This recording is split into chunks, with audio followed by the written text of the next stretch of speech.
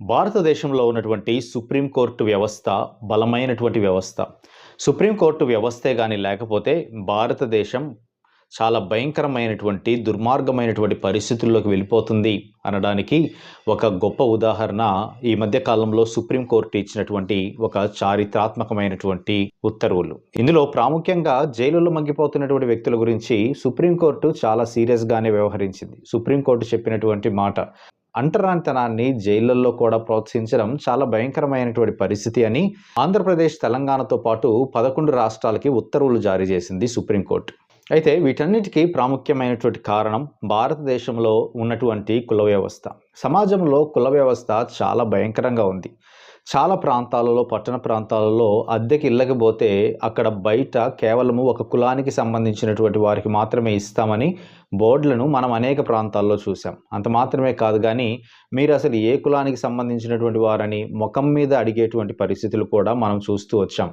పూర్వకాలంలో బావుల్లోనికి రానిచ్చేటువంటి వారు కాదు, అలాగే పార్కుల్లోకి రానిచ్చేటువంటి వారు కాదు, అదేవిధంగా పెద్ద పెద్ద హోటళ్లలో కూడా రానిచ్చేటువంటి వారు కాదు. కానీ ఆర్టికల్ 17 అంటరానితనం గురించి ఎంతో స్పష్టంగా తెలియజేసిన తరువాత కూడా అన్టచబిలిటీ అనేటువంటిది ఒక క్రైమ్ అని, అది ఫండమెంటల్ రైట్స్లో ఆర్టికల్ 17 ద్వారా భారతదేశంలో ఉన్నటువంటి ప్రతి పౌరుడు కూడా అంటరానితనాన్ని నిషేధించినప్పటికీ కూడా భయంకరమైనటువంటి అంటరానితనాన్ని నేటికి కూడా పెంచి పోషిస్తూ ఉంది ప్రభుత్వాలే అనేటువంటి విషయాన్ని సుప్రీంకోర్టు తేల్చి చెప్పింది. భారతీయ సమాజాన్ని కాటేస్తున్నటువంటి ఒక విషసర్పం ఏదైనా ఉంది అంటే అది కుల వ్యవస్థే.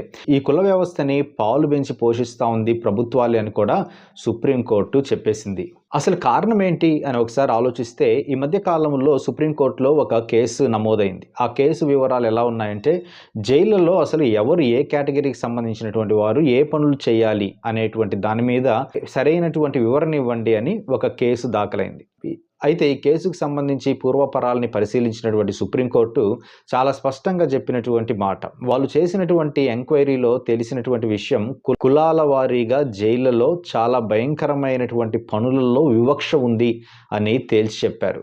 అందుకే నెల్సన్ మండేలా గారు ఈ విధంగా అంటారు, సరైనటువంటి దేశాన్ని అర్థం చేసుకోవాలంటే ఆ దేశంలో ఉన్నటువంటి జైలులో మగ్గిపోతున్నటువంటి వారి యొక్క ఖైదీల జీవితాలు ఏ విధంగా ఉన్నాయో పరిశీలించాలి అంటారు. అవును, ఆ పరిశీలనలోకి వచ్చింది జైళ్ళలో ఉన్నటువంటి అంటరానితనం, జైళ్ళలో ఉన్నటువంటి కుల వ్యవస్థ.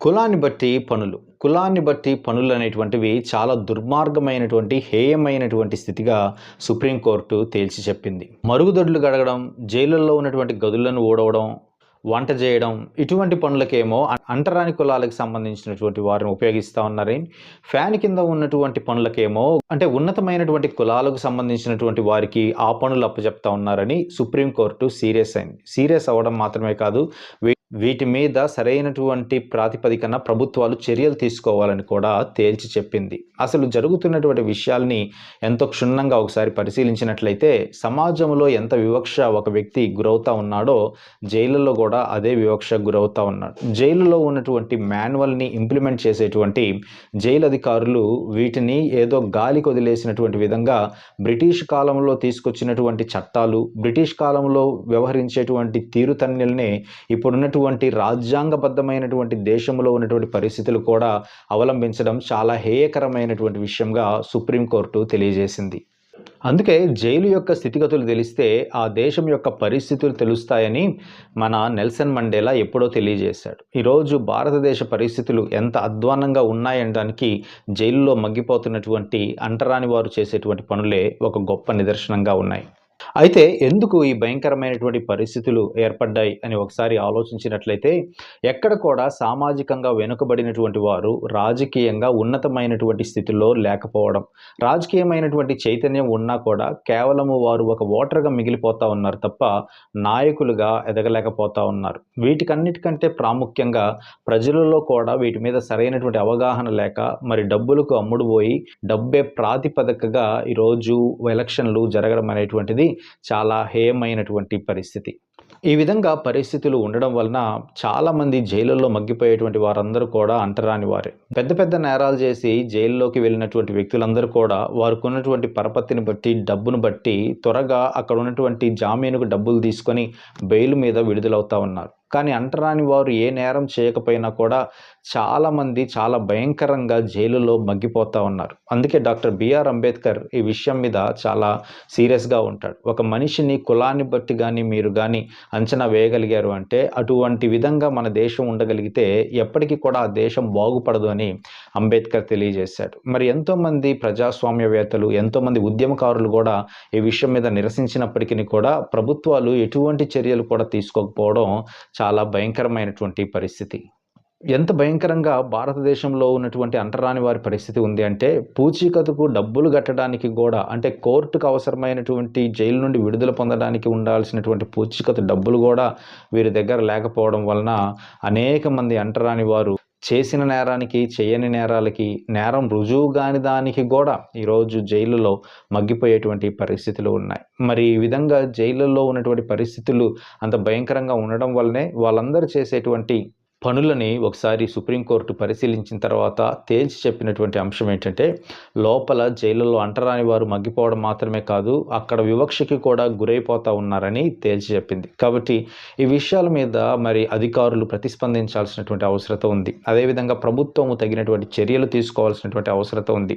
అంత మాత్రమే కాదు గానీ, అనేక ప్రాంతాలలో ఉండేటువంటి గొప్ప గొప్ప నాయకులుగా, లేకపోతే గొప్ప గొప్ప అధికారులుగా ఉన్నటువంటి వారు వీటి మీద సత్వరమే చర్యలు తీసుకొని ఏ ప్రాంతాల్లో అయితే ఈ యొక్క మాన్యువల్స్ ఇంప్లిమెంట్ అవుతా ఉన్నాయో ఆ ప్రాంతాలని కూలంకషంగా పరిశీలించి సుప్రీంకోర్టు ఆదేశాలని ఖచ్చితంగా ఆ యొక్క ఉత్తర్వులను గౌరవించి సుప్రీంకోర్టు ఇచ్చినటువంటి ఆ యొక్క మాటల్ని గౌరవపూర్వకంగా అమలు చేయాల్సినటువంటి అవసరత ఉంది. ఆ విధంగా అమలు చేయకపోతే దేశము ఎప్పటికీ బాగుపడదు. అదేవిధంగా ప్రజాస్వామ్య వ్యవస్థ రాబోయేటువంటి రోజుల్లో నిర్వీర్యమైపోతుంది. అంత మాత్రమే కాదు గానీ, మన దేశాన్ని మనమే అవమానకరమైనటువంటి స్థితిగతుల్లోకి తీసుకొని వెళ్ళిపోతాం. అందుకే భారతదేశం నిజమైనటువంటి అభివృద్ధి బాటలో నడవాలి అంటే ప్రాముఖ్యంగా కుల వ్యవస్థ అనేటువంటిది సంపూర్ణంగా నిర్మూలం అవ్వాల్సిందే. కుల వ్యవస్థ నిర్మూలం కాకుండా భారతదేశం అభివృద్ధి చేయాలి అని కలలుగనేటువంటి నాయకులందరూ కూడా అది ఒక కలగానే మిగిలిపోతుంది తప్ప ఎప్పటికీ కూడా అది ఆచరణ సాధ్యం కాదు. అందుకనే ప్రజల్లో చైతన్యం రావాల్సినటువంటి అవసరత ఉంది. నాయకులలో చైతన్యం రావాల్సిన అవసరత ఉంది. రాజ్యాంగం ఏదైతే చెప్తుందో వాటిని అమలు చేసేటువంటి గొప్ప గొప్ప ఆఫీసర్స్ భారతదేశంలో లేయాల్సినటువంటి అవసరత ఉంది. అందుకని సుప్రీంకోర్టు ఇచ్చేటువంటి తీర్పుల్ని గౌరవిద్దాం. భారతదేశంలో ప్రజాస్వామ్యాన్ని నిలబెడదాం.